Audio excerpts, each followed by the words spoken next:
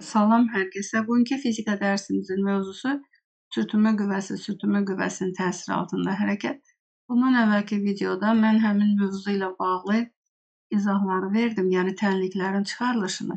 İndi isə keçək testlərimizə baxaq. Baxaq birinci testimizdə. Deməli, sürtünmə qüvvəsi hansı cihazla ölçülür? Sürtünmə qüvvəsi ölçülür nə ilə? Dinamometrlə.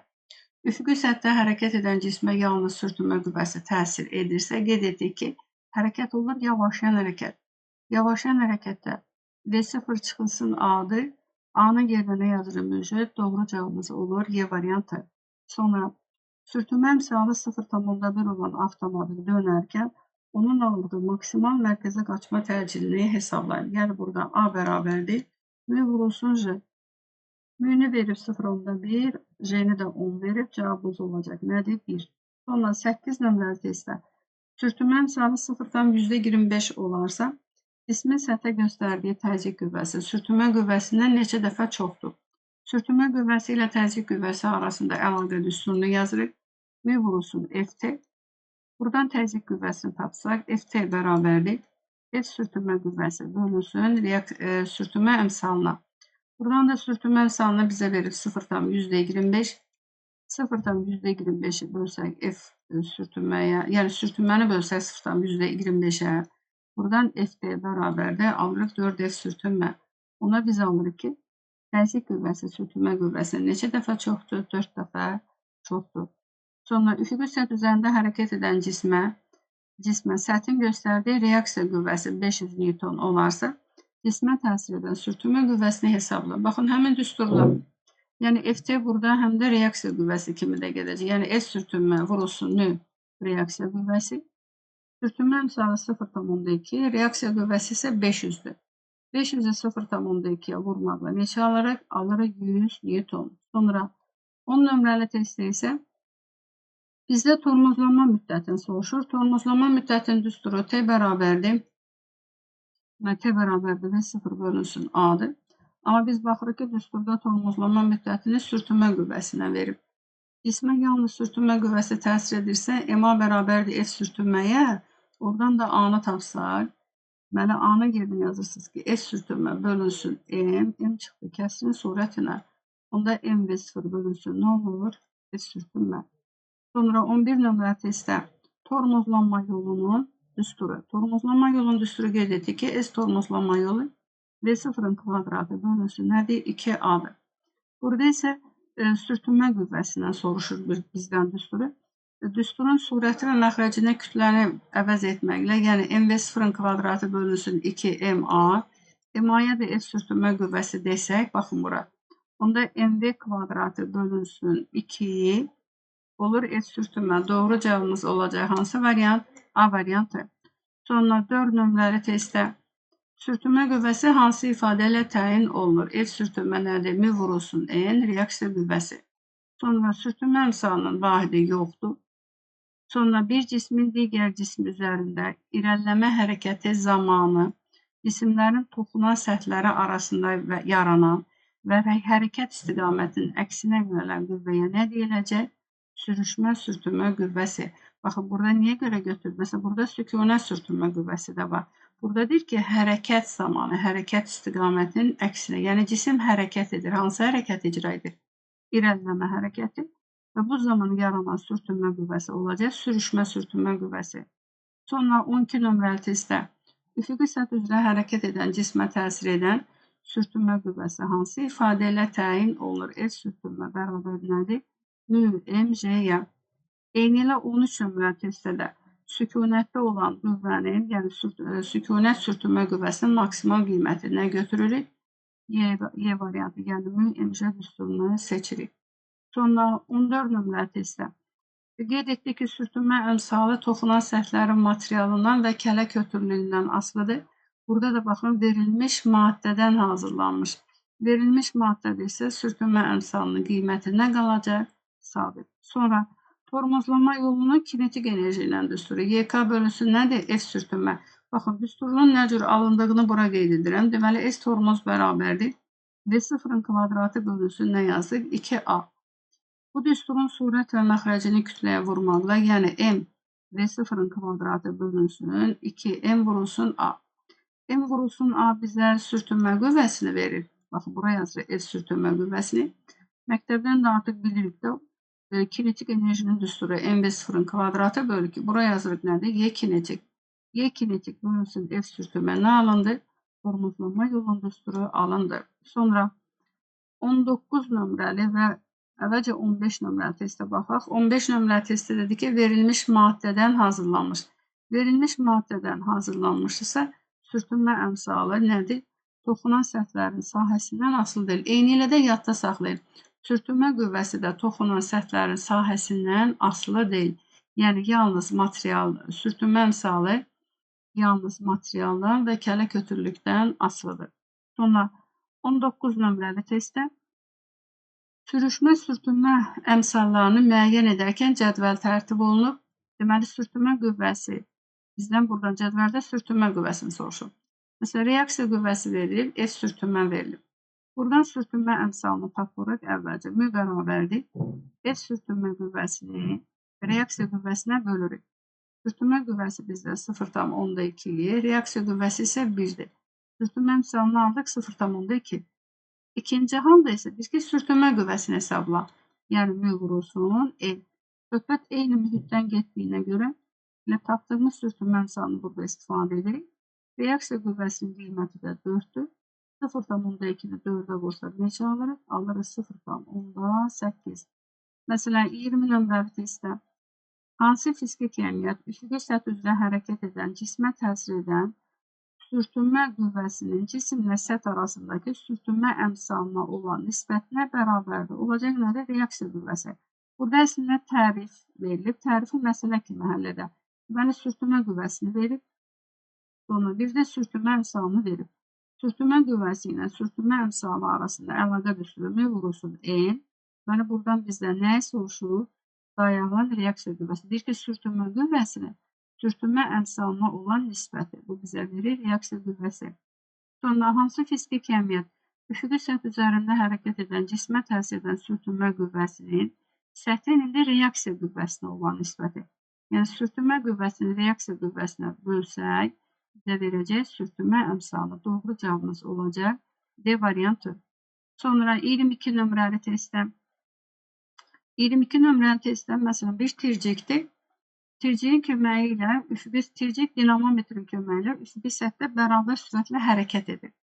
Və dinamometrin göstərişi olacaq hansı fiziki kəmiyyətə bərabərdir. Bərabər sürətlə hərəkət edirsə, bu zaman həmin baxın, bu olur dartı qüvvəsi. Onun əksinə nə var burada? Sürtünmə qüvvəsi. Hərəkət etdiyinə görə biz götürürük sürüşmə sürtünmə qüvvəsi. 23 nömrəli testdə, yəni taxta üzərindəki tircik, yəni tircik dinamometrin köməyi ilə üfüqi istiqamətdə dartılır. Amma tircik sükunətdə qalır, yəni tircik hərəkət etmir. Baxmayaraq ki, onu qüvvə çəkir. Bu zaman üfüqi səthlə cisim arasında yaranan qüvvə olacaq sükunət sürtünmə qüvvəsi B variantı. 16 nömrəli testdə. 16 nömrəli testdə cisim V sürəti ilə hərəkət edir və bizdən sürüşmə sürtünmə qüvvəsi soruşur. Cisim hərəkət edirsə, sürüşmə sürtünmə qüvvəsi hərəkətin əksinə yönəlir. Doğru cavabımız olacaq hansı? 1. Sonra tormozlanma müddəti. Tormozlanma müddəti S tormozlanma müddəti bərabərdir. V0 bölünsün A-dır.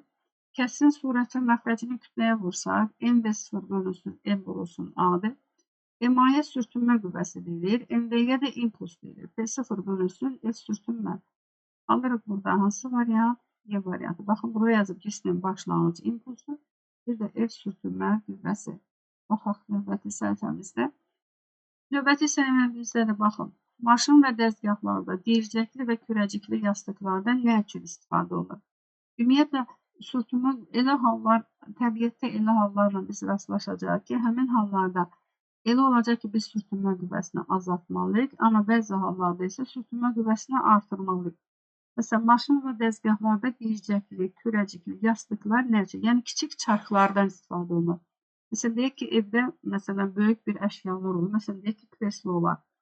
Kresloların altında kiçik dircəkli yastıqlar olur. Bunlar nə üçündür? Həmin kresloları rahatca evdə müəyyən istiqamətlərdə yerləşdirmək üçündür. Yəni, sürtünmə qüvvəsi azaldılır həmin bircəklər vasitəsilə, cisim daha yaxşı hərəkət edir. Məsələn, maşın və dəzgahlarda da eynilə. Baxın, fırlanan valların arasındakı sürtünmə qüvvəsini azaltmaq üçün doğru cavab olan hansı variant? Y variantı. Sonra 25 nömrəli testdə cisim maye daxilində üfüqi istiqamətdə hərəkət edir. Maye daxilində üfüqi istiqamətdə hərəkət edən cismə təsir edəcək, yəni cismin hərəkətinə maye tərəfindən təsir edən qüvvə olacaq müqavimət qüvvəsi. Müqavimət qüvvəsi də sürtünmə qüvvəsi kimi hərəkətə necə yönələcək? Əksinə. Sonra 26 nömrəli testdə. 26 nömrəli testdə bizə deyir ki, sürtünmə qüvvələrini müqayisə edir. Ötəzədə yazıb ki, sürtünmə əmsalları eynidir. Biz yazırıq F sürtünmə vurusu, M vurusu N. Bəs indi nə cür müqayisə edəcək? Baxırıq, burada M var. Aşağı cismi MC çəkir. MC-nin əksinə reaksiya qüvvəsi var. Bunda biz yazırıq ki, F sürtünmə bərabərdir. M vurusunun reaksiya MC-yə bərabərdir. M vurusun MC. Burada M-lər eynidir, J-lər eynidir. Sürtünmə qüvvəsi kütlə ilə düz mütənasibdir. İkincinin kütləsi birincidən böyük olduğuna görə ikinciyə təsir edən sürtünmə qüvvəsi də birincidən böyük olur. Doğru cavabımız olur. Hansı variant? A variantı. 27 və 28 nömrəli testlərdə isə biz dayağın reaksiya qüvvəsini hesablamalıyıq. Bunun üçün tənlik qurmalıyıq. Baxın, əvvəlki videoda, video izahda tənlik qurmanı başa salmışdım. Deməli, F qüvvəsi xaricdən, yəni şaquli istiqamətli cismə təsir edən qüvvədir. Bəs bu cismə başqa hansı qüvvələr təsir edir və bizdən də reaksiya qüvvəsini soruşur.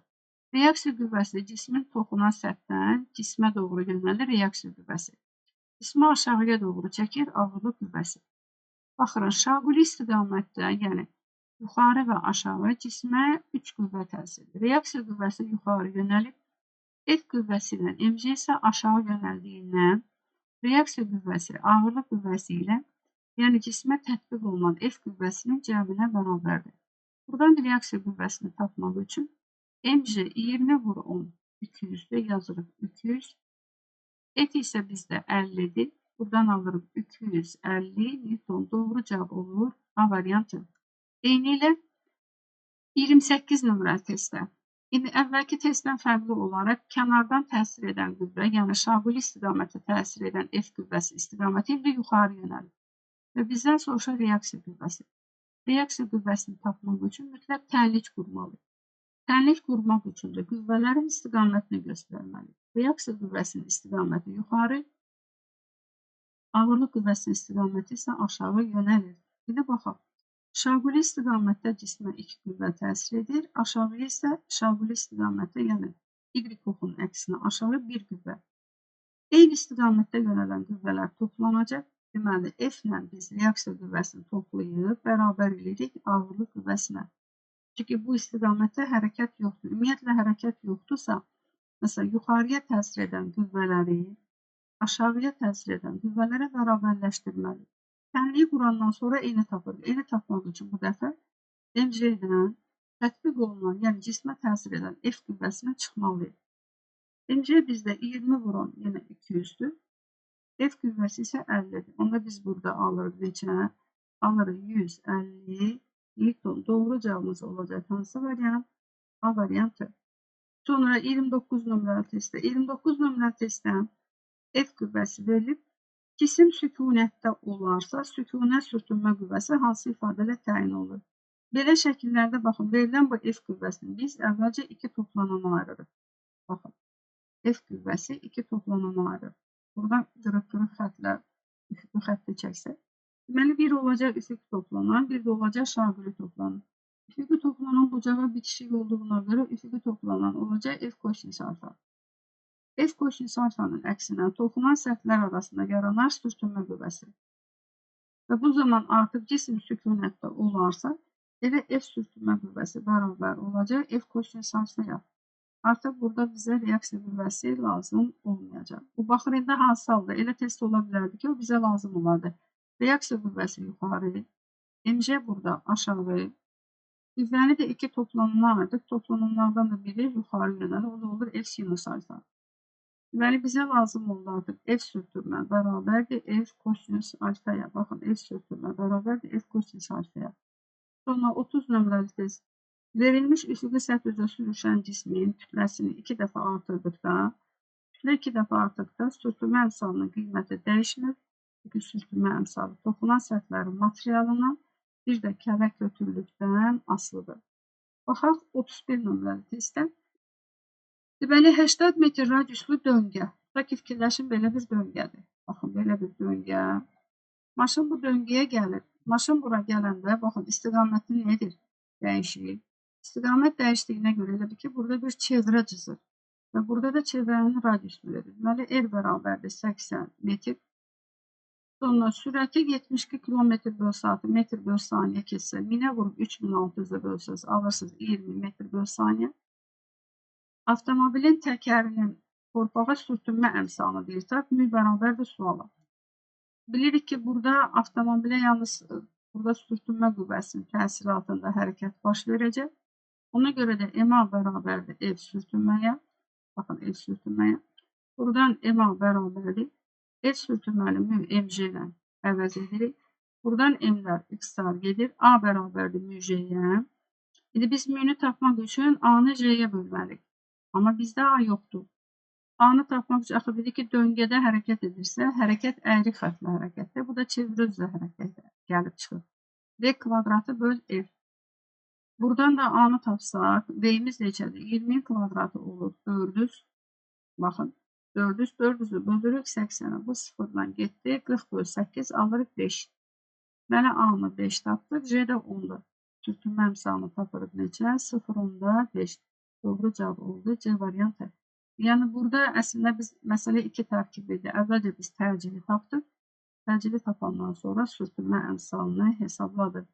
Eyni ilə 32 nömrəli testdə deməli, kütləsi 5 kiloqram olan cismi üfüqi səth üzrə hərəkət etdiyini bilərək ona təsir edən sürtünmə qüvvəsini hesablanır. Bu daha rahat bir məsələdir. Adicə S sürtünmə qüvvəsinin MC düsturunu yazırıq. MC yazmaqla qiymətləri bir-birinə vururuq. 0,2-ni 10'a vursaq 2, 2'ni də 5'ə vursaq neçə alırıq? 10. Sonra 33 nömrəli test. 33 nömrəli test tormozlama yolu ilə bağlı bir testdir. Yalnız sürtünmə qüvvəsi təsir edir. Başlanğıc sürəti 4 dəfə artırdıqda tormozlama yolu necə dəyişir? Və tormozlama yolunun üçün seçdiyimiz düstur. V0 kvadratı bölünsün 2 mil vurulsun J. Sürət 4 dəfə artanda tormozlanma yolu sürətin kvadratı qədər artacaq. Olacaq neçə dəfə artacaq? 16 dəfə artacaq. Sonra məsələn sürtünmə əmsalı 2 dəfə artır. Başlanğıc sürətlə sabitdir. Baxın, eyni ilə bu düsturu seçilir və bu düstura görə görürük ki, tormozlanma yolu sürtünmə əmsalı ilə tərs mütənasibdir. Düsturdakı əmsaldan heç vaxt dəfə artdı, azaldı tipli testlərdən istifadə etməyəcəksiniz. S müylə tərs mütənasibdir. Əmsal 2 dəfə artırsa, tormozlama yolu 2 dəfə azalacaq. Olur B variantı. Sonra 35 nömrəli test. Cismə yalnız sürtünmə qüvvəsi təsir edir. İmpuls 4 dəfə artır. Tormozlama yolu necə dəyişir? Bunda tormozlama yolunun impulsunun olan düsturunu yazırıq. Yazırıq burada. V0'ın kvadratı bölünsün. 2mf nə yazırıq? 2ms sürtünmə. Burada S burada impulsun kvadratı ilə düz mütənasibdir. Impuls 4 dəfə artırsa, tormozlama yolu 16 dəfə artır. Və yaxud da ki, impulsla məsələn verilmiş cisimdir burada. P0 bərabərdir M0. Söhbət eyni cisimdən gedir. M dəyişmir burada. P ilə V0 düz mütənasibdir. Impuls 4 dəfə artanda sürət 4 dəfə artır. Tormozlama yolu yenə neçə dəfə artacaq? 16 dəfə. Digər düsturlar da elədir. Baxın. Tormozlama yolunun da müddətinin düsturlarını bilməklə bunları həll edirsiniz. Amma 37 fərqlidir. Sürtünmə əmsalını soruşur. Əvvəldə də qeyd etmişəm ki, sürtünmə əmsalı toxunan səthlərin materialından emallık dərəcəsinə, yəni kələ kötürlükdən asılıdır. Doğru cavabımız olacaq, dəyişməz. 38 nömrəli test isə kinetik enerji artanda tormozlama yolu necə dəyişir? Tormozlama yolunun kinetik enerji ilə düsturunu yazırsınız. Y kinetik bölünsün F sürtünmə. Sürtünmə qüvvəsi burada sabit qalır. Tormozlanma yolu kinetik enerji ilə düz mütənasibdir. Enerji 4 dəfə artanda yolu da 4 dəfə artacaq. Doğru cavabımız olacaq hansı variant? B variantı. Sonra digər testlərdə oxşar tipli testlərdə baxaq 39 nömrəli testdə. Üfüqi səth üzərində 20 metr bölü saniyə sürətlə hərəkət edən cisim tormozlanmağa başladıqdan 4 saniyə sonra dayanır, sürtünmə əmsalını hesabla. Tormozlama, məsələn, burada tormozlama müddətindən təcili tapsılar A bərabərdir. V0 bölünsün D yazılır. 20-ni 4-ə bölsək, A-mız 5-dir. Bir sürtünmə əmsalını tap. Sürtünmə əmsalda M bərabərdir A böləcəkdir. 5-i bölürük ona, alırıq neçə? 0,5. Doğru cavabımız oldu. B variantı. 40 nömrəli testdə sürtünmə qüvvəsini dayanan reaksiya qüvvəsinə bölsək, alırıq biz nəyi? Sürtünmə əmsalını. Və yaxud da ki, sürtünmə qüvvəsini sürtünmə əmsalına bölsək, çünki F sürtünmə bərabərdir mi vurulsun N-dir.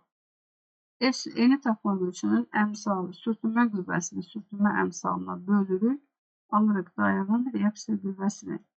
Sonra 46 nömrəli testdə üfüqi səth üzərində cisim ona bağlanmış səthə paralel istiqamətdə dartılan yay vasitəsilə bərabər sürətlə hərəkət etdirilir. Bərabər sürətlə hərəkət etdirilirsə, baxın, belə bir şəkil olacaq. Bu üfüqi səth üzərində bir cisim, həmin cismə bir elastik yay bağlanıb, onu bir F qüvvəsi ilə çəksək, bu zaman əksinə hansı qüvvə yaranacaq? Sürtünmə qüvvəsi. Deməli, sürtünmə qüvvəsi əslində elastik yayı dartdı. Buradakı F olacaq elastik qüvvə Kx, sürtünmə qüvvəsi də olacaq μmj. Yəni, iki düsturu birləşdiririk. Burada μmj bərabərdir Kx-ə. Tənliyi qurandan sonra bizdən tələb olunan əmsalı tapırıq. Deməli, 46 nömrə testdədir ki, cismin kütləsi. Kütləni tapmaq üçün Kx-i nəyə böləcək? M vurulsun J-yə. Kx bölünsün M vurulsun J. Doğru cavab olacaq B variantı. 47 nömrə testi isə deyir ki, sürtünmə əmsalını tap. Buradan əmsalını tapırıq. M-ni tapmaq üçün Kx-i nəyə böləcəksiniz? Kx-i böləcəksiniz MJ-yə. Sonra 42 nömrəli testdə tormozlanma yolunun müqayisəsi gedir. Mötərizədə yazır ki, sürtünmə əmsalları eynidir. Baxın, burada kütlələrdə fərqlidir, sürətlərdə. Və biz tormozlanma yolunun hansı düsturunu istifadə edir? Yazırıq, S bərabərdir. V0-ın kvadratı bölünsün 2 μj düsturunu seçirik. Mülər eynidir, J eynidir, məxrəc eynidir. S burada V0-ın kvadratı ilə düz mütənasibdir. İkincinin sürəti birincinin sürətindən 2 dəfə böyükdürsə, tormozlanma yolu da 4 dəfə böyükdür. Doğru cavab olur. D variantı. 43 nömrəli testdə isə tormozlanma müddətinin müqayisəsi soruşur. Yəni T bərabərdir. V0 böl μj. Niyə görə bu düsturu seçirsiniz? Baxın, mötərizədə yazıb ki, sürtünmə əmsalları eynidir. Yəni, nəyi əgər sabit qoyubsa, eyni qoyubsa, müqayisə zamanı elə bir düstur seçməlisiniz ki, həmin sabit düsturda iştirak etsin. Deməli, M də eynidir, J də eynidir. V burada V0-dan düzdür. Deməli, biz tormozlanma müddətini başlanğıc sürətə görə müqayisə edəcək. İkincinin başlanğıc sürəti birincidən 2 dəfə böyük olduğuna görə tormozlanma müddəti də 2 dəfə böyük olur. Doğru cavab olur. Y variantı. Sonra 44 nömrəli testdədir ki, sürtünmə qüvvəsini necə azaltmaq olar? Yadda saxlayırsa, əgər biz sürtünmə qüvvəsinin qiymətini azaldırıqsa, bu zaman cismin hərəkəti olur, bərabər yeyinləşər. Digər baxaq görə, burada hansı uyğundur? Deməli, dirçəkli yastıqlardan istifadə etsək, bu zaman sürtünmə qüvvəsinin qiyməti azalacaq, cismin hərəkəti olacaq, bərabər yeyinləşər. Amma buzlu yollara qum səpilsə, qışda avtomobil təkərləri naxışlı olsa, bu zaman sürtünmə qüvvəsi artır. Sürtünmə qüvvəsi artanda da cismin hərəkəti olur, bərabər yavaşlayan. İndi bizdə sürtünmə qüvvəsini azaltmaq soruşduğuna görə doğru cavabımız olacaq yalnız 2. C variantı. Sonra 48 nömrəli testdə tənlik qurmalıyıq. Baxın, bu testin bir 4 dənəsi bizdə var. Deməli, kütləsi M kütləli maqnit şaquli lövhəyə cəzb olunur, yapışdırılır.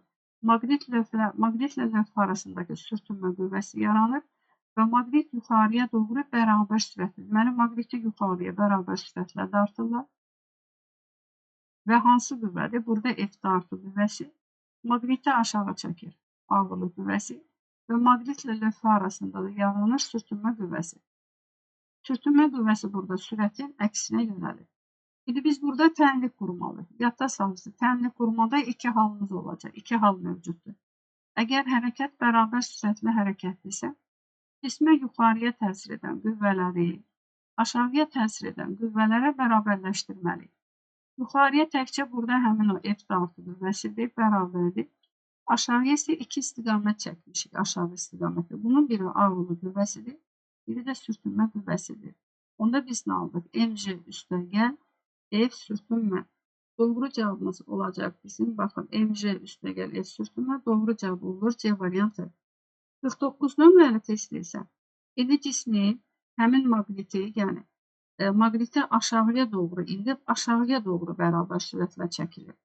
Bu zaman maqnitin aşağı hansı qüvvəsi var? Ağırlıq qüvvəsi. Qeyd edək ki, ağırlıq qüvvəsinin digər qüvvələrdən fərqi odur ki, o cismin mərkəzinə tətbiq olunur və istiqamət də aşağı yönəlir. Bu zaman sürtünmə qüvvəsi yuxarı yönələcək. İndi tənlik quraq. Bərabər sürətlə hərəkət etdiyinə görə şaquli istiqamətlə yönələn qüvvə bu sürtünmə qüvvəsidir. Bərabər olacaq F dartı qüvvəsi ilə mc'nin cəminə F üstəgəl mc. Və buradan bizdən nə soruşur? F'i soruşduğuna görə tənlik qurandan sonra tənlikdən F'i tapırsınız. F bərabərdir. F sürtünmə çıxılsın. Nə yazırıq? mc. F sürtünmə çıxılsın. mc. Doğru cavabımız oldu. Hansı variant? A variantı. Sonra 50 nömrəli testdə üfüqi müstəvidə bərabər sürətlə fırlanan disk üzərindəki cisim diskə nəzərən sükunətdədir. Cismə təzədən sükunət sürtünmə qüvvəsinin istiqaməti hansıdır? Yəni, cisim burada hərəkət edirsə, bu zaman onu səthə sıxan, yəni səthdən, yəni diskdən ayrılmağa qoymayan bir qüvvə var ki, həmin qüvvə də sürtünmə qüvvəsidir və həmin qüvvə yönəlici çevrənin mərkəzinə. Doğru cavabımız olacaq hansı variant? C variantı. Sonra 51 nömrəli testdə də eyni testi demək, disk üzərindəki cisim diskə nəzərən sükunətdədir. Cismə təsir edən sükunət sürtünmə qüvvəsinin istiqaməti hansıdır? Yəni, həmin sürtünmə qüvvəsi, yəni sükunət sürtünmə qüvvəsi elə istiqamətdə yönəlməlidir ki, cisim bu diskin üzərindən getməsin. Ona həmin sükunət sürtünmə qüvvəsi hara doğru yönələcək? Cismi çevrən diskin mərkəzinə doğru. Doğru cavab olacaq 3. Sonra 52 nömrəli testdə isə sürtünmə əmsallarının müqayisəsi soruşur. Qeyd edək ki, F sürtünmə bərabərdir M vurulsun F-dir. Sürtünmə qüvvəsi sürtünmə əmsalları ilə F sürtünmə F-T ilə düz xətlər keçiririk. Baxın, belə. Və düz xət keçirəndən sonra görürük ki, 3 böyükdür, yəni alfa bucağı böyükdür. 3 böyükdür, 1 ilə də 2 bərabərdir. Doğru cavabımız olur. B variantı. Sonra 53 nömrəli testdə də, yəni düz xətlər çevirməklə, düz xətlər keçirməklə, niyə görə? Düstura əsasən keçiririk. Öz başına biz düz xət keçirə bilmərik. Yəni F sürtünmə bərabərdir, M vurulsun F-dir.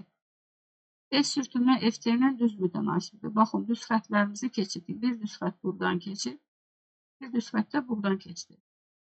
Və F sürtünməni də, yəni sürtünmə qüvvəsini də F-T-yə bölsək bizə verəcək tangens alfa. Bir də bərabərdir tangens alfaya. Sürtünmə əmsalı tangens alfa ilə düzdür. 3-ün altında bir bucaq var, bir də bunun.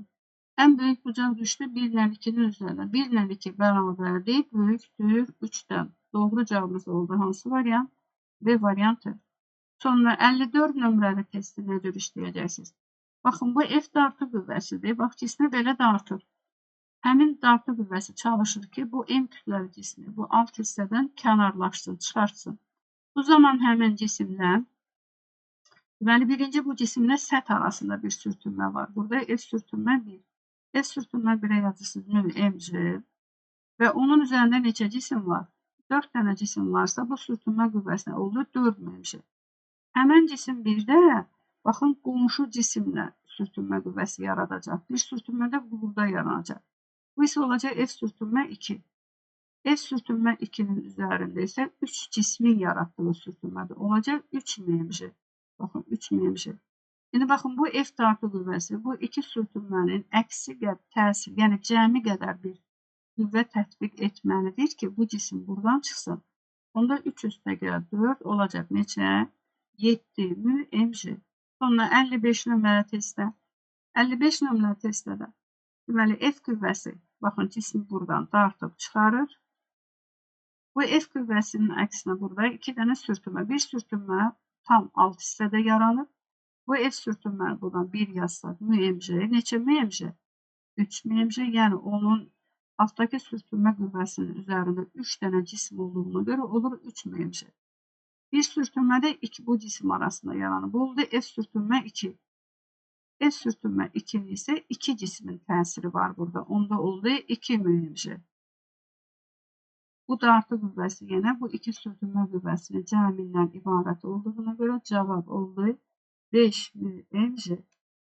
Sonra 56 nömrəli testdə bizdən üfüqi səthi üzərində F qüvvəsinin təsiri altında üfüqi müstəvidə hərəkət edən cismin təcili hansı ifadə ilə təyin olunur? Yəni əvvəlki videoda bunun üçün tənlik qurmağı başa salmışdım. Bu qüvvəni əvvəlcə iki toplanan arası. Biri üfüqi toplanan, onu qarşı tərəfə çəkirəm. F kosinus alfa. Digəri isə şaquli toplanan olacaq F sinus alfa. Baxın, onu iki toplanana ayırdık. Sonra cismi aşağı çəkir ağırlıq qüvvəsi. Yuxarıya var burada dayan reaksiya qüvvəsi. Baxın N. Sonra F kosinus alfanın əksinə də burada var F sürtünmə qüvvəsi. Təcildə F kosinus alfa istiqamətindədir EMA. Əvvəlcə şaquli istiqaməti, yəni O-Y oxuna görə tənlik quracaqsınız. N bərabərdir, yəni reaksiya qüvvəsi bərabərdir mj üstəgəl F sinus alfa. Üfüqi istiqamətdə isə cismə F kosinus alfa bir də sürtünmə qüvvəsi təsir edir. Həmin qüvvələr əks yönlənir.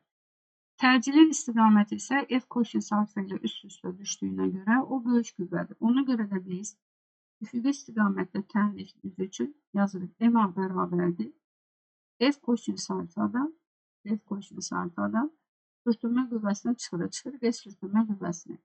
Buradan nə yazırıq ki, MA bərabərdir F kosinus alfa çıxılsın F sürtünmə mü N'dir və N'in yerinə də yazırıq mj üstəgəl F sinus alfa.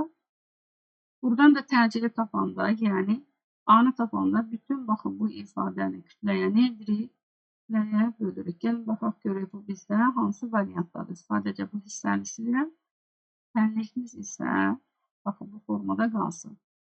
Baxaq görək variant hansı variantda yerləşir o. Baxaq. Deməli F kosinus alfa çıxılsın, mü vurulsun mj üstəgəl F sinus alfa. Doğru cavabımız oldu burada. Hansı variant? Doğru cavab oldu Y variantı.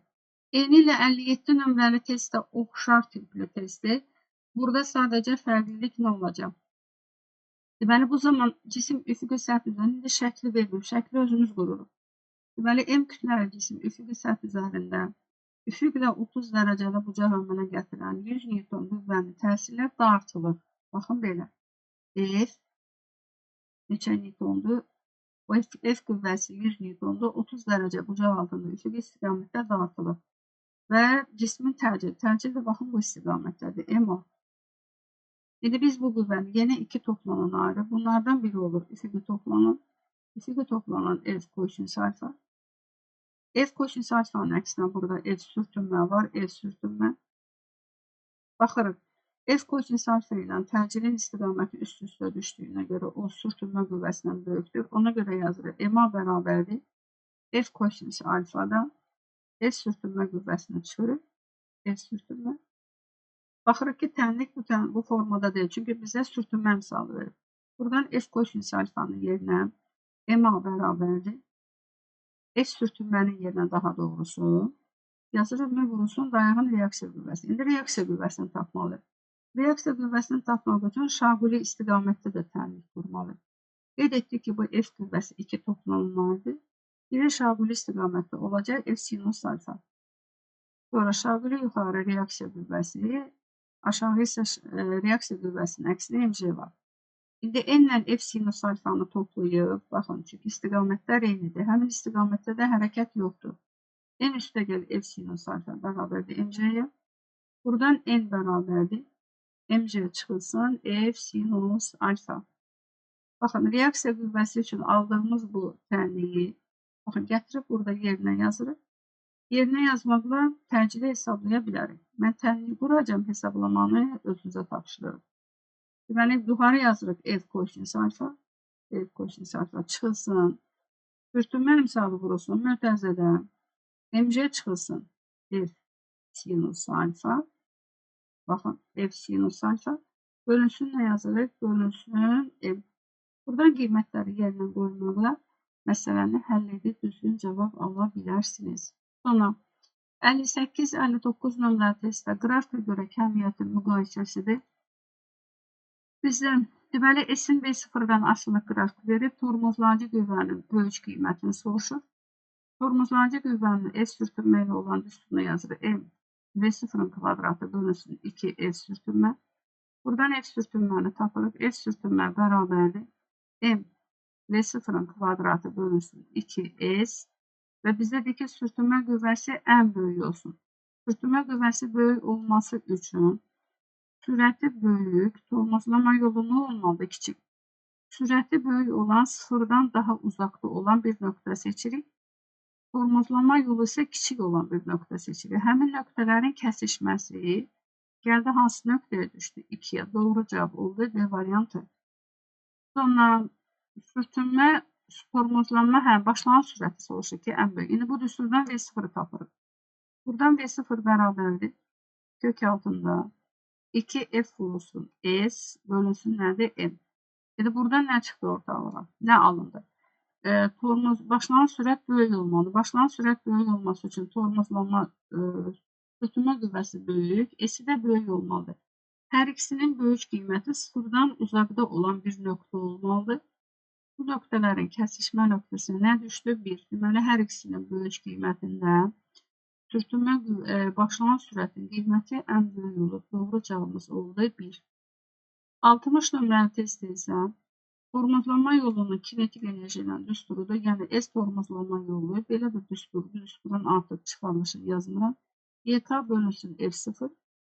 Tormozlanma yolu, baxın, qüvvə sabitdir. Tormozlanma yolu YK-la düz mütənasibdir.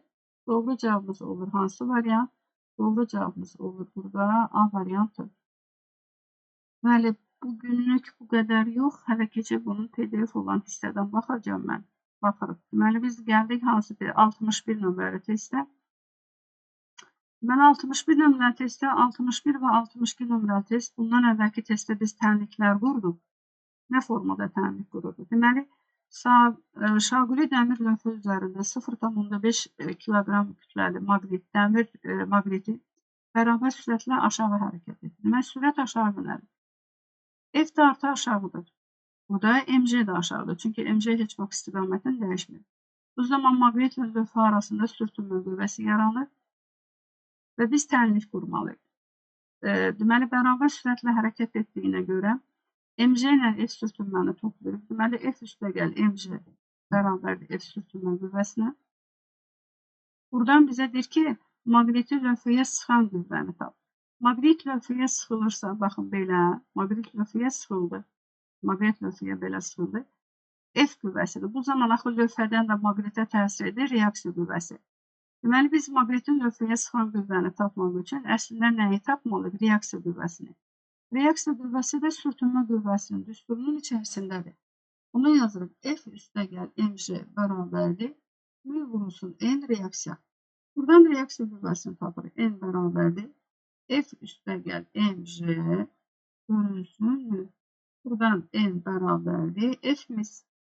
F bizdə 5 Newtondur. 5 üstə gəl.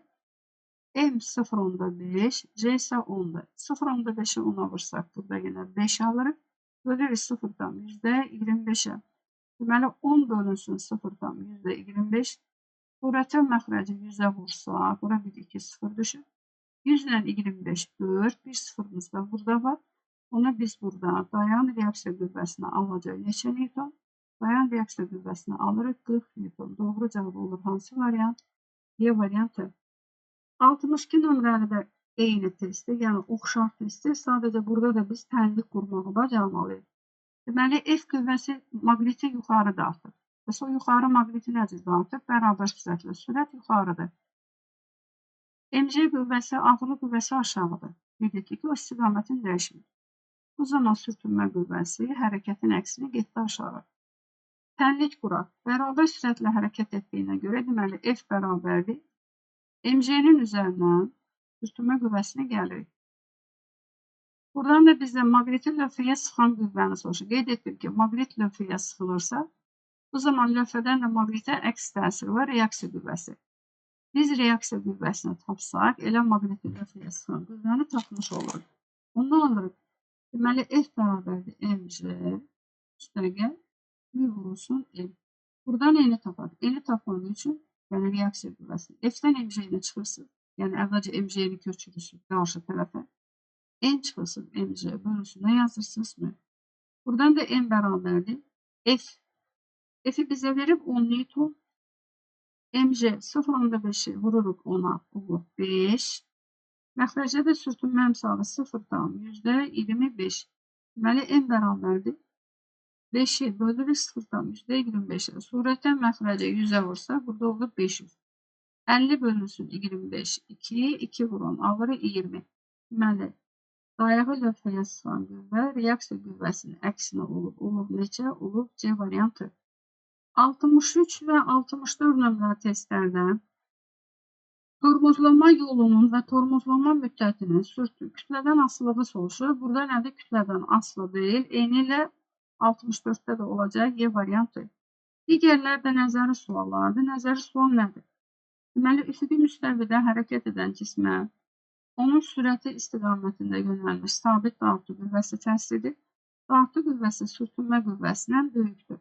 Dartı qüvvəsi sürtünmə qüvvəsindən böyükdürsə cisim bərabər yeyinləşən hərəkət edir. Digərində isə deyir ki, dartı qüvvəsi sürtünmə qüvvəsindən kiçikdir.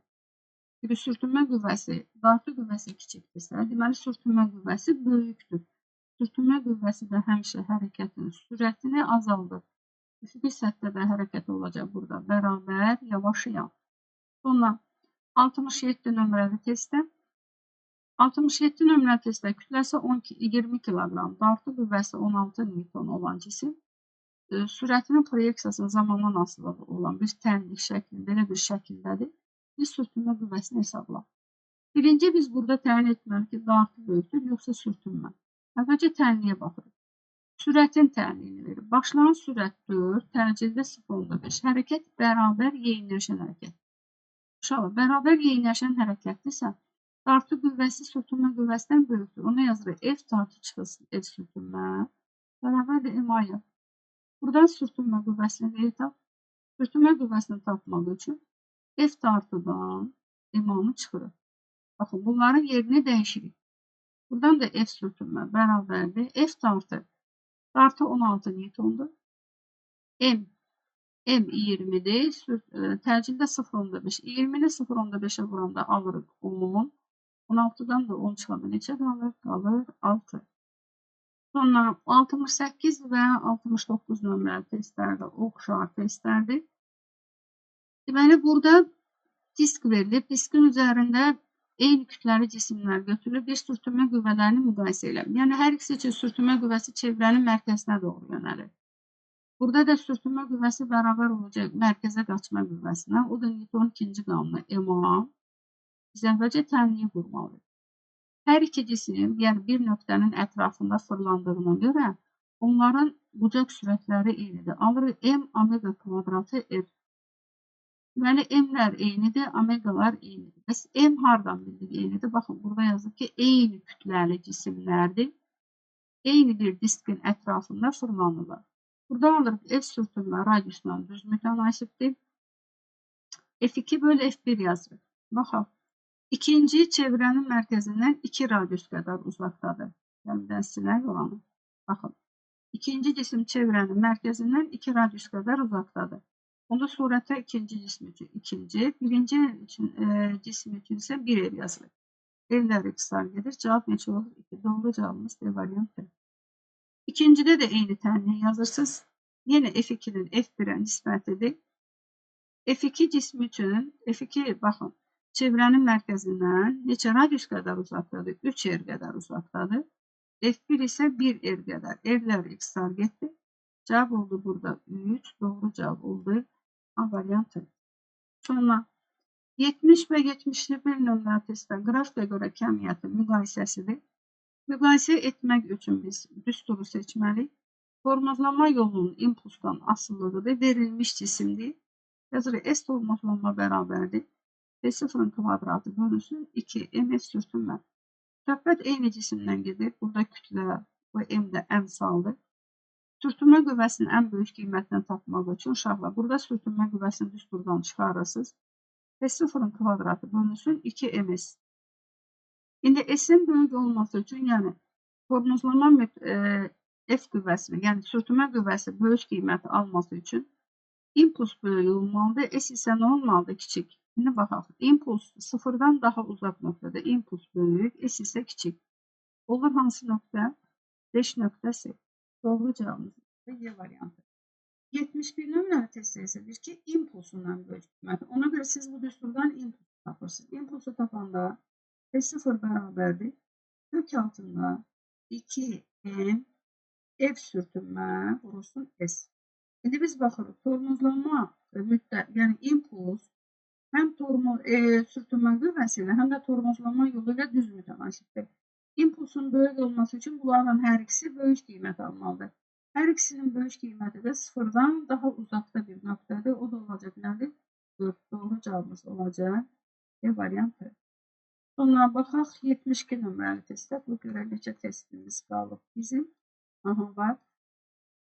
72-73 nömrəli testlərdə oxşar tipli testlərdir. Bunu özünüzdə tapşıraq, düsturları yazıb, qrafika görə müqayisələr aparacaqsınız. Sonra 74 nömrəli testlər. Burada bizə dayanan reaksiya qüvvələrinin müqayisəsi soruşur. Baxaq, müqayisəni aparaq. Deməli, birinci şəkildə aşağı MC var. Yuxarı reaksiya qüvvəsi var. Burada bir F qüvvəsi təsir edir ki, həmin qüvvə bilir ki, həmişə üfüq ilə alfa bucağı əmələ gətirir. Onu iki toplamına ayırsaq, toplamlardan biri F kosinus alfa, birisi olacaq sinus alfa. Sinus alfa isə aşağı yönələcək F sinus alfa. Onda birinci halda reaksiya qüvvəsi M1 bərabərdir. MC üstə gəl, F nə yazılır? F sinus alfa. Keçdik ikinci şəkildə. İkinci şəkildə də eyni ilə yenə baxın. Aşağı MC var. MC var. Yuxarı F, bir də N var. Burada isə yazırıq N2 bərabərdir. MC çıxılsın. Nə yazırsınız? MC çıxılsın F. Keçirik üçüncü şəkildə. Üçüncü şəkildə isə elə aşağı MC var. Yuxarı isə nə var? Yuxarı isə N var. Üçüncü şəkildə isə yazırıq ki, N3 bərabərdir sadəcə MC-yə. İndi baxaq, bunların içərisində ən böyüyü M1-dir. Çünki M1-i tapmaq üçün MC ilə bir F sinus alfanı nə etməli? Toplamalıyıq. Ən kiçiki isə N2-dir. Deməli, 1 böyükdür 3-dən, bu da böyükdür 2-dən. Doğru cavabımız oldu. Hansı variant? D variantı. Sonra 75 nömrə testdə isə biz qrafik üzərindən getməli. Grafikdən üzərindən getməkdən əvvəl nə etməli? Birinci, bu cismin hərəkətinin növünü tapmalı. Birinci nəyə baxırıq? Cisim gedir X ox istiqaməti. Yəni, sürətin istiqaməti X oxunun istiqaməti ilə üst-üstə düşübsə, yalnız birinci rübə doğru gedən qrafiklərə baxın. Məsələn, B, A, bir də C. Digərləri bizə lazım deyil. Deməli, 3 qrafik üzərindən getməliyik. Getməzdən əvvəl nəyi bilməlisiniz? Silək hərəkət. Dartı qüvvəsi 10 newtondur. Biz əvvəlcə sürtünmə qüvvəsini tapaq. Deməli, S sürtünmə bərabərdir. MC, çünki cisim hərəkət edir. Hərəkət edirsə, sürtünmə dartıya bərabər ola da bilər, olmaya da bilər. Gəlin, baxaq indi. 0,2-ni vuraq 10-a, alırıq 2, 2-ni də 5 alırsa, aha, biz tapdıq ki, sürtünmə qüvvəsi də 10 newtondur. Sürtünmə qüvvəsi ilə dartı qüvvəsi qiymətcə bir-birinə bərabərdirsə, yəni F dartı F sürtünməyə bərabərdirsə, hərəkət düz xətlə bərabər sürətlidir. Doğru cavab olur. Hansı variant? B variantı. Burada baxırsınız ki, 2 dənə bərabər sürətli hərəkət var. Biri V var, bir də Y. Amma biz nəyə görə B-ni götürürük? Çünki cisim gedir, x oxu istiqamətdə. Bu gedir, x oxunun əksi. Deməli, Y variantı ola bilməz. Eyni ilə 78 nömrəli test, 76 nömrəli testdə oxşar testdir. Amma burada sürətə qraf qurmalı. İndi baxırıq, cisim gedir, x oxu istiqamətdə. Sürətin proyeksiyası müsbətdir. Ona görə sürət qrafikləri birinci rübdə olmalı. A ola bilər, C ola bilər, bir də Y ola bilər. Deməli, B ilə D getdi. Sürtünmə qüvvəsi, dartı qüvvəsi 10 Newtondur və biz sürtünmə qüvvəsini tapmalıyıq əvvəlcə. S sürtünmə üçün yazısız mü mc. Buradan da S sürtünmə bərabərdir. Mü bizdə 0.4, J də 10'da. 0.4'ü 10'a vursak 4, 4 vur 4 neçə alırıq? 16. Dartını isə 10 Newton verir. Baxın, dartı verilir 10 Newton. Biz aldıq ki, sürtünmə qüvvəsi dartı qüvvəsindən böyükdür. Uşaqlar, sürtünmə qüvvəsi dartı qüvvəsindən böyükdürsə, hərəkət yavaşayandır. Onda birinci rübdə yavaşayan qrafik bizdə, baxın, olur hansı variant? Olur A variantı. Məsələn, C düz xətli bərabər sürətlidir, Y yeyinləşəndir. Bizə nə lazımdır? Bizə lazımdır yavaşayan. Niyə görə yavaşayan tapdıq? Çünki sürtünmə dartıdan böyükdür. Sonra 77 nömrəli test, artıq buna biraz fərqli testdir. Deməli, burada iki şəkil verilir. Birinci şəkildə cisim bərabər sürətlə hərəkət edir və dartı qüvvəsini verir. Dartı qüvvəsi 20 Newtondursa, biz tapırıq ki, burada sürtünmə qüvvəsi də 20 Newtondur. Mötərizədə yazır ki, sürtünmə qüvvəsi sabitdir. Və ikinci şəkildə isə deyir ki, F-i tap. Yenə həmin sərtdir, 5 kiloqram kütləli cisimdir və bu zaman burada sürtünmə qüvvəsi elə neçə Newton oldu? 20 Newton. Tənlik qururuq. Tərcinin istiqaməti F qüvvəsi ilə üst-üstə düşdüyünə görə, onda F sürtünmədən böyükdür. Tənliyimiz nə olacaq? Deməli, F çıxılsın F sürtünmə bərabərdir M vurulsun A. Burada M'i unutmayın. Çünki bura A yazılıb. Deməli, əslində M adır. F bərabərdir M vura.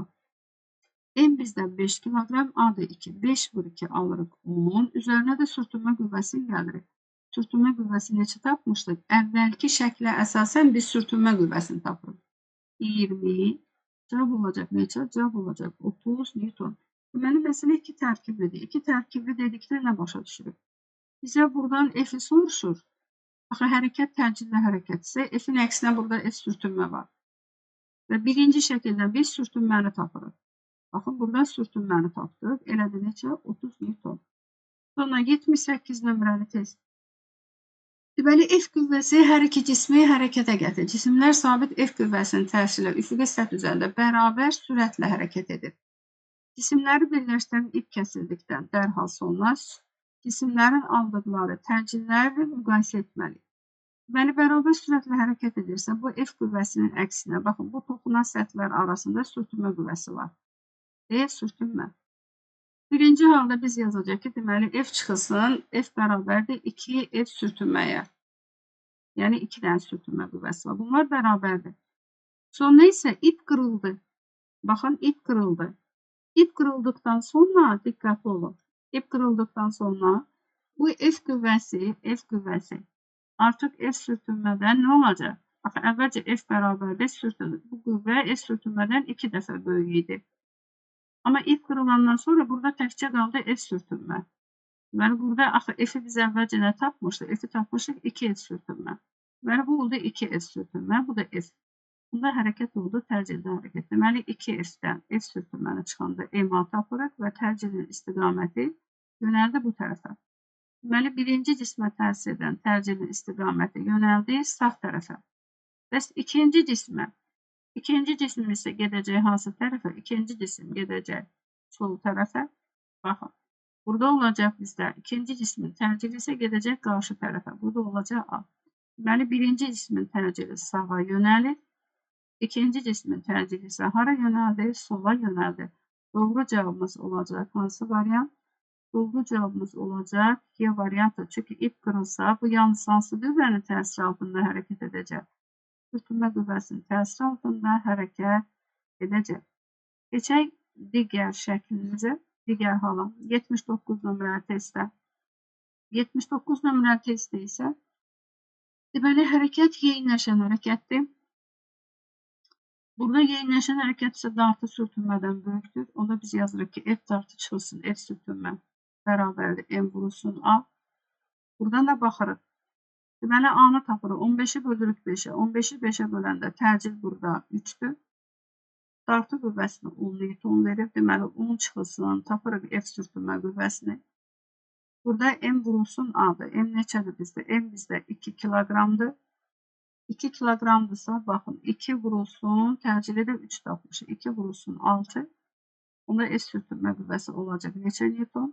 Sürtünmə qüvvəsi olur 4 Newton. Hə, bizdən sürtünmə əmsalını soruşur. Buradan da elə gəlin, burada sürtünmə əmsalını buradan tapalım. S sürtünmə qüvvəsində yeni yazır. Mü mc bərabərdir 4-ə.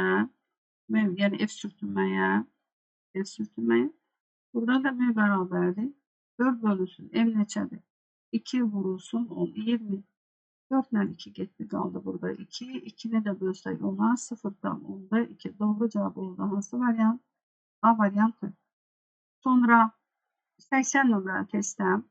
Deməli, üfüqi səthə qoyulmuş M1, 8, M2, 2 kiloqram kütləli cisimlər 60 Newton qüvvənin təsiri ilə 60 Newton qüvvə təsir göstərdikdə onlar birlikdə hərəkət edir. Cisimlər arasındakı minimum sürtünmə qüvvəsi, yəni burada bir sürtünmə qüvvəsi yaranacaq. Sürtünmə qüvvəsini hesablayın. Sürtünmə qüvvəsini hesablayın. Dayaqla birinci cisim arasında sürtünmə qüvvəsi nəzərə alınmır. İndi baxaq. Birinci baxırıq ki, bu F qüvvəsi hər iki cismi dartır. Əvvəlcə bunlara bir cisim kimi baxırıq. Və F burada da sürtünmə qüvvəsi nəzərə alınmır. Onda hərəkətli, yeniləşən hərəkətdə burada yazırsınız ki, MA. Təcil bu istiqamətlə yönəlir. Maksimal təcil. Buradan A bərabərdir. Deməli, F bölünsün. F də 60-dır. Cəm kütlə M1 üstəgəl M2 eləyir 10. A-nı tapırıq 6. Bizə isə deyir ki, ikinci cisimlə birinci cisim arasında, baxın, ikinci cisimlə birinci cisim arasında sürtünmə qüvvəsini tap. Əslində bu F qüvvəsi bu cismi çəkəndə, baxın, bir M1 cismin sürtünməsi, burada sürtünmə, əslində M2 yaran bir sürtünmə burada, M2-nin sürtünməsi isə bu tərəfə gedir. F sürtünmə 2.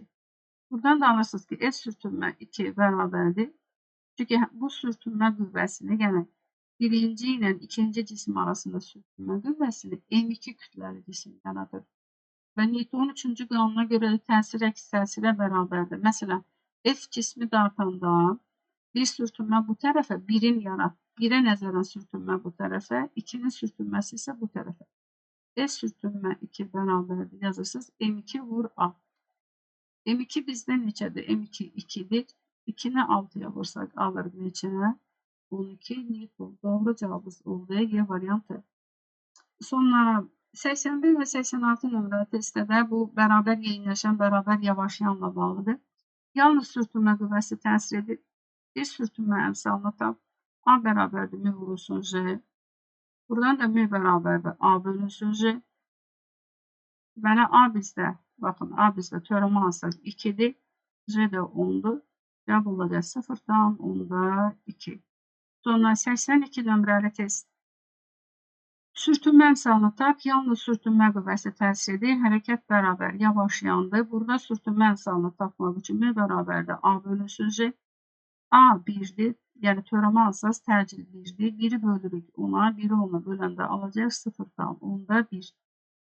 Sonra 83 nömrəli testdə sürtünmə əmsalını tap. Deməli, tormozlama müddəti verib, sürəti verib, J-ni verib. Elə birbaşa tormozlama müddətinin düsturı T bərabərdir V0 böl J düsturunu yazırsınız. Buradan mü-nü tapırsınız. Mü bərabərdir. V0 bölünsün. J vurulsun T. Buradan da tapaq. Deməli, mü bərabərdir. Mü bərabərdir. V0 20-dir. J'si 10'dur.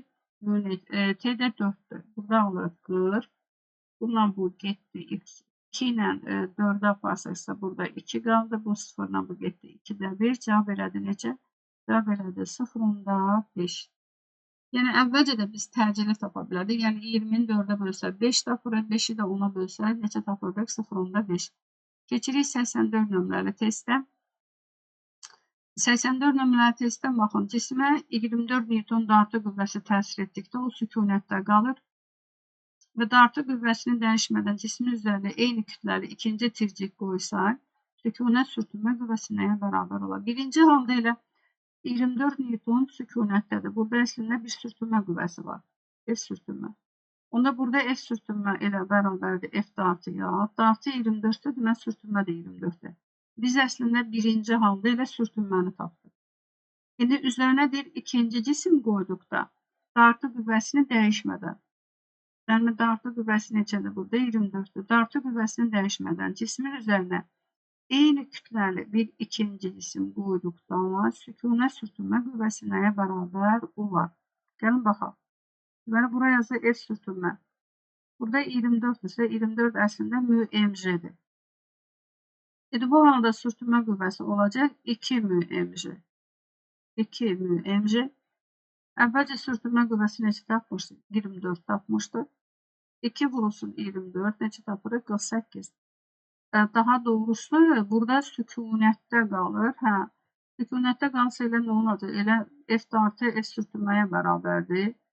Elə neçə olacaq? Elə 24-ün özü olacaq. Diqqətlə baxırsınız. Çünki bir eyni kütləli ikinci cismi qoyduqda sükunət sürtünmə qüvvəsi nəyə bərabər olar? Çünki bayaqlar bizim tapdığımız elə sükunət sürtünmə qüvvəsidir. Çünki deyirdi ki, F dartı qüvvəsi təsir etdikdə o sükunətdə qalır. Deməli, F sükunət sürtünmə qüvvəsi bərabərdir elə dartı qüvvəsinə. Cavab elə olacaq neçə Newton? 48 yox. Cavab olacaq 24 Newton. Burada desən açıq sualda elə 24 götürürsün. Sonra 85, 86, 87, elə 88-in özü də tormozlanma yolu və tormozlanma müddətinin düsturlarından istifadə etməklə hesablamalar asılır. Məsələn, burada diz sürtünmə hesabıdır. Əvvəlcə düsturdan tərcih, qrafikdən tərcihi tapırsınız. A-nı tapanda V0 bölünsüz J-yə, yəni modulunu tapırsınız. Deməli, 20 bölünsün 10 tapdıq 2. Buradan da deyir ki, sürtünmə hesabı. Sürtünmə hesabı A bölü J. 2-ni də 10'a bölənə tapırıq 0,2. Sonra eyni ilə 86 nömrəli testdə burada cismin başlanğıc sürətini bir tap. Tormozlanma yolunun düsturundan S bərabərdir. V0'ın kvadratı bölünsün 2 μj yazmaqla. Buradan başlanğıc sürəti tapırsınız. V0'ın kvadratı kökün altına düşəcək.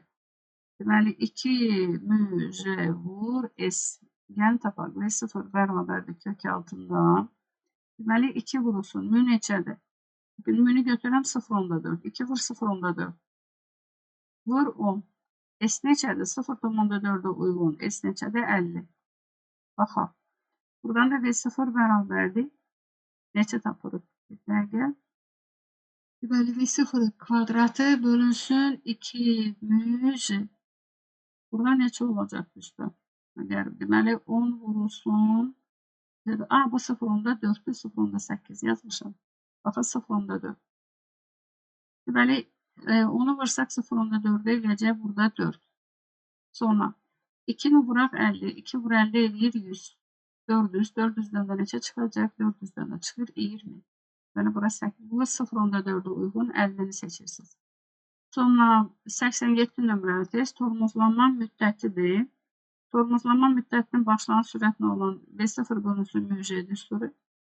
Buradan deyir V0'ı da V0 bərabərdir. T vurulsun, M vurulsun, J. Buradan da V0 bərabərdir. Məsələn, T-ni 10 götürsək, ona uyğun sürtünmə misalı 0,4. 0,4'ü də 10'a vursaq 4 alır neçə? 40 metr bölünsün saniyə. Sonra 88 nömrəli test. 88 nömrəli testdə baxırıq ki, hərəkət yavaşlayan hərəkətdir. Sürtünmə qüvvəsini verib, dartı qüvvəsini soruşur. Hərəkət yavaşlayan hərəkət isə sürtünmə dartıdan böyüdür. Yazırıq S sürtünmə çıxsın F dartı bərabərdir M vur A. Artıq sürtünmədən dartının çıxmışızsa, bura təcili modulunu yazacaqsınız. Qrafikdən təcili tapsaq A bərabərdir. Deməli 2 çıxılsın 8, yəni sonundan başlanğıcı çıxırsınız, bölürsünüz 2'yə. Təcili tapırsınız -3, bura modul yazacaqsınız. Deməli sürtünmə 20 Newtondur. Çıxılsın dartı qüvvəsi. M 4'dür. 4 vurulsun 3 neçə tapırıq? 12. 20'dən də 12 çıxanda dartı qüvvəsi neçə tapdıq? 8 Newton. Sonra 89 nömrəli testi. 89 nömrəli testdə də baxırıq. Burada qrafikdə hərəkətə uyğunluq müəyyən edir. Birinci yeniləşən hərəkətdir. Yeniləşən isə dartı sürtünmədən böyükdür. A variantı. Baxın, dartı sürtünmədən böyükdür. Sürət artırsa burada impuls da artır. Sonra ikinci yavaşlayan hərəkətdir. Dartı sürtünmədən kiçikdir. B. İmpuls azalır. Üçüncü isə bərabər sürətli hərəkətdir. Dartı sürtünmə qüvvəsinə bərabərdir. Oldu ki, elə testlər olacaq ki, mesela burada hamı uyğun gəldi də. Yəni hərəsinə mesela birinciyə və ikinciyə 2 variant uyğun gəldi. Üçə də 1 variant. Amma elə test olacaq ki, uyğunluqlardan mesela birindən istifadə etməyəcəksiniz. Sonra 90 nömrəli test. Dartı sürtünmədən böyükdür. Yeniləşən hərəkət taxtası. Deməli B. Bir də hansı var burada? Bir də var C. Dartı sürtünmədən kiçikdir. Dartı sürtünmədən kiçiksə yavaşlayan A. Bir də nə olacaq? Bir də olacaq D. Dartı sürtünməyə bərabərdir. Sadəcə Y variantı. Sonra 91 nömrəli test. 91 nömrəli testdə biz sürtünmə qüvvəsini tapmalı. Burada da dartı qüvvələri verir. Kənarda sürtünmə qüvvəsini tapaq. S sürtünmə bərabərdir mg. 1,0,1. J isə 10'dur. Kütləsi də 50'dir. Biz sürtünmə qüvvəsini tapdıq 50 Newton. Birinci halda F1. F1 30'dur. Sürtünməni tapdıq 50. Mən sürtünmə dartıdan böyükdür. Sürtünmə dartıdan böyüksə cisim yavaşlayan hərəkət edir. Burada yavaşlayan hərəkət içində bizə verilib hansı variant? Biri yazacaqsınız Y variantı. Sonra ikinci halda dartı 50'dir. Sürtünmə də 50'dir. Burada cisim bərabər sürətlə hərəkət edəcək. 2 yazacaqsınız D variantı. Üçüncüdə isə yenə dartı sürtünmədən böyükdür. Dartı sürtünmədən böyüksə bu da yeniləşən hərəkətdir. Deməli 1'ə Y, 2'yə D, 3'ə də nə oldu? 3'ə də oldu A variantı. Sonra 92 nömrəli test.